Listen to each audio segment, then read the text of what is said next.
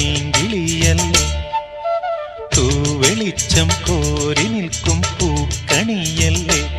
ആകാശം താഴുന്നു, നീഹാരം തൂകുന്നു, കതിരൊളികൾ പടരുന്നു,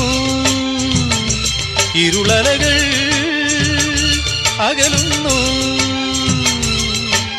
പുലർന്നു പുലർന്നു തെളിഞ്ഞു തെളിഞ്ഞു ചുവന്നു തുടുത്ത മാനം നോക്കി കൂട്ടിൽ നിന്നും മേട്ടിൽ വന്ന പൈങ്കിളിയല്ലേ, തൂവെളിച്ചം കോരി നിൽക്കും പൂക്കണിയല്ലേ.